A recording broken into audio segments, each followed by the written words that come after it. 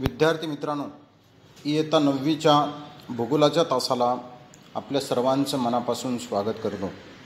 आपण गेल्या तासाला आंतरराष्ट्रीय वाररेषा या पाठाला सुरुवात केलेली आहे.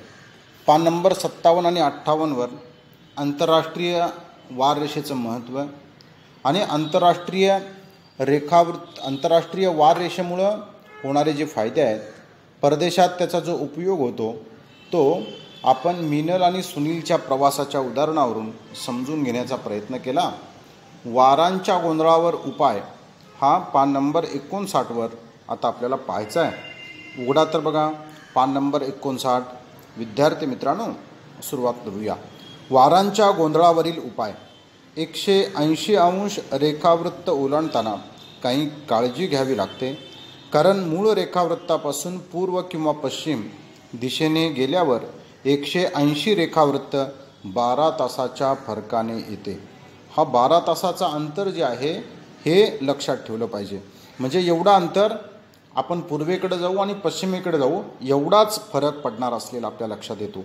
म्हणजे 12 तासानंतर आपण जर पूर्वेकडे गेलो आणि 12 तासानंतर आपण पश्चिमेकडे गेलो तर एका ठिकाणी रात्र असेल आणि एका ठिकाणी दिवस असेल, हा फरक पडणार आहे. त्यामुळे या रेखावृत्ताच्या अनुषंगाने दिनांक व वारामध्ये बदल किंवा समायोजन केले जाते. जागतिक संकेतानुसार पृथ्वीवरील दिनांक व वाराची सुरुवात आणि शेवट ही 180 रेखावृत्तावर होते. म्हणून आंतरराष्ट्रीय वाररेषा आखताना खालील बाबी विचारात घेतल्या गेल्या. आता बघा, हा वारांच्या गोंधळावरचा उपाय म्हणून ह्या बाबी लक्षात घेतलेल्या आपल्या लक्षात येतात. बघा, एक म्हणजे प्रवासाची दिशा आणि दुसरं म्हणजे चालू असलेला वार व दिनांक. जपानकडून अमेरिकेकडे आंतरराष्ट्रीय वाररेषा ओलांडून जाताना आहे तोच दिवस व तीच तारीख ग्राह्य धरावी लागते. म्हणजेच गुरुवार 25 डिसेंबर असेल तर गुरुवार 25 डिसेंबरच धरावा लागतो. याउलट अमेरिकेहून जपानकडे आंतरराष्ट्रीय वाररेषा ओलांडून जाताना वार व तारीख 1 दिवसाने पुढे न्यावी लागते. हा फरक आहे, लक्षात ठेवा. हा समजावून घेतला पाहिजे. हा आंतरराष्ट्रीय बदल जो आहे, दोन देशांच्या मधला बदल आहे, हा रेखावृत्तामुळं बदल होत असलेला आपल्या लक्षात येतोय आणि म्हणून हा बदल आपण समजावून घेतला पाहिजे. याउलट अमेरिकेकडून जपानकडे आंतरराष्ट्रीय वाररेषा जाताना वार व तारीख 1 दिवसाने पुढे न्यावी लागते. म्हणजेच गुरुवार 25 डिसेंबर असेल तर शुक्रवार 26 डिसेंबर ग्राह्य धरावा लागतो. आकृती 7.2 व खालील उदाहरणाने हे अधिक स्पष्ट होईल. इथे एक उदाहरण दिलेलं आहे, हे उदाहरण समजावून घेऊ. म्हणजे मग आपल्याला कसा अमेरिका टू जपान आणि जपान टू अमेरिका याच्यामध्ये आपल्याला काय बदल गृहीत धरावा लागतो, हा आंतरराष्ट्रीय वाररेषेचा आणि हे संकेत जे आहेत हे संकेत आपल्याला समजावून घ्यायचे आहेत. बघा, शामराव 5 तारखेला शुक्रवारी दुपारी 12 वाजता अमेरिकेहून पूर्वेकडून जपानला पश्चिमेकडे निघाले.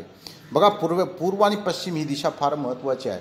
जिथून सुरुवात करतो तिथून पूर्वेकडे जाणे आणि तिथून पश्चिमेकडे जाणे म्हणजे बदल होण्यासारखं आहे.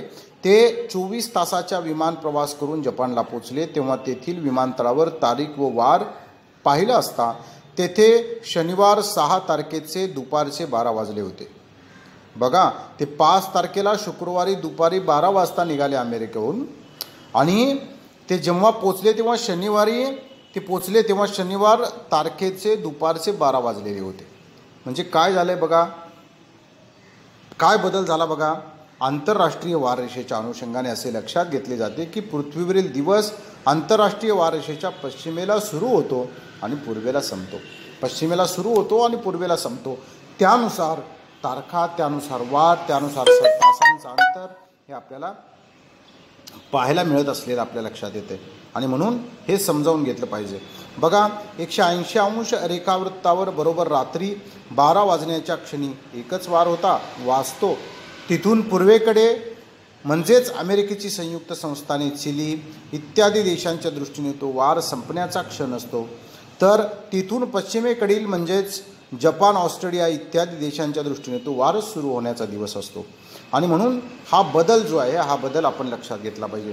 आता प्रश्न असा पडतो, 180 अंश रेखावृत्ताच्या अनुषंगाने दिनांक व वार का बदलत नाही? आंतरराष्ट्रीय वाररेषा कशासाठी हवी याचं हे समजावून घेतलं पाहिजे. बघा, माहीत आहे का तुम्हाला अमेरिकेच्या UA-840 या विमानाने केलेला प्रवास आपले कुतूहल जागृत करणार आहे.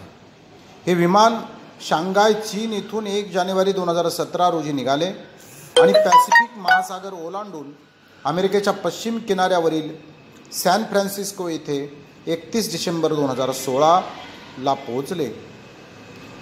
आंतरराष्ट्रीय वार रेषा लक्षात घेऊन वार व तारखेचा उलटा प्रवास आपल्याला इथे पाहायला मिळतो.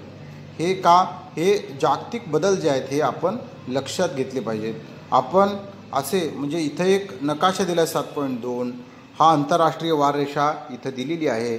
जगाचा नकाशा दिलेला आहे आणि याच्यात काही सूचना पण दिलेल्या आहेत. काय सूचना आहेत याच्यात? कर्कवृत्त दाखवलं आहे, विषुववृत्त दाखवलं आहे, मकरवृत्त दाखवलं आहे, दक्षिण ध्रुव दाखवलं आहे आणि उत्तर ध्रुव दाखवलेलं आहे. बघा, पूर्व गोलार्ध आणि पश्चिम गोलार्ध पण दाखवलेला आहे. आणि म्हणून पश्चिम दिशेने प्रवास करणाऱ्याने जर वार रेषा ओलांडली तर पुढचा वार आहे असे मानावे लागते. महत्त्वाचा मुद्दा दिलेला आहे. पश्चिम दिशेने प्रवास करणाऱ्या जर पश्चिम दिशेकडून पूर्वेकडं जाताना जर प्रवास करायचं ठरवलं तर पुढचा वार असा गृहीत धरावा लागतो. आणि पूर्व दिशेने प्रवास करणाऱ्याने जर वार रेषा ओलांडली तर त्याला तोच वार मागचा वार मानावा लागतो. एवढं लक्षात ठेवलं पाहिजे. आणि हे जर लक्षात ठेवलं तर आपल्याला हे आंतरराष्ट्रीय वार रेषा समजताना सोपी जाऊ शकते. विद्यार्थी मित्रांनो, ही आंतरराष्ट्रीय वार रेषा आपल्या दृष्टिकोनातून समजावून घेणं. आंतरराष्ट्रीय वार रेषा म्हणजे काय दिले बघा इथं. आपला 24 तासाचा दिवस हा मध्यरात्री 12 वाजता सुरू होतो. पृथ्वीच्या परिवलनामुळे प्रत्येक ठिकाणी मध्यरात्र वेगवेगळ्या वेळी होते. पृथ्वी गोल असल्याने प्रत्येक ठिकाणच्या पूर्वेला कोणते ना कोणते ठिकाण असतेच.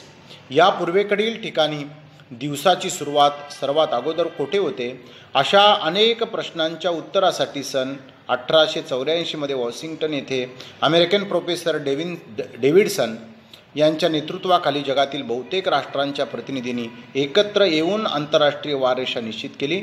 ही रेषा ग्रीनिचच्या अगदी विरुद्ध बाजूस असलेल्या 180 अंश रेखावृत्ताच्या अनुरोधाने काढली आहे.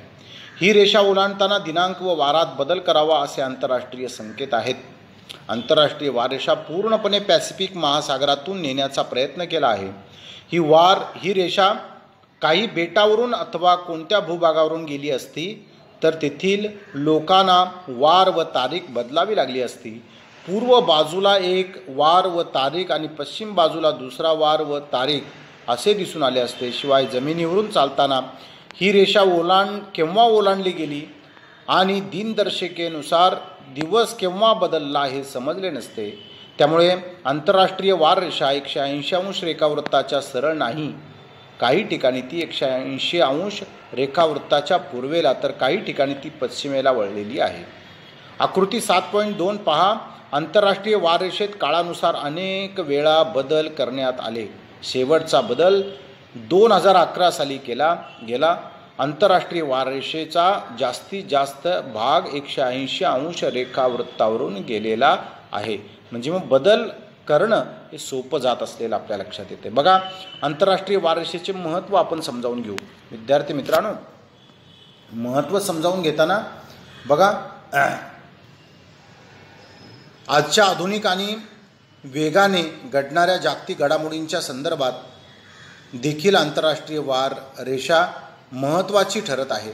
जागतिक दळणवळण, विशेषतः हवाई मार्गाच्या संदर्भात आंतरराष्ट्रीय वार रेषेमुळे वेळ व दिवसांचे गणित अचूक ठेवता येते. आंतरराष्ट्रीय वार रेषेमुळे वाहतुकीचे वेळापत्रक संपूर्ण जगभर योग्य पद्धतीने सांभाळले जाते आणि म्हणून आंतरराष्ट्रीय वार रेषेचं महत्त्व हे कायम असलेलं आपल्या लक्षात येते. विद्यार्थी मित्रांनो, आंतरराष्ट्रीय वार रेषा म्हणजे काय?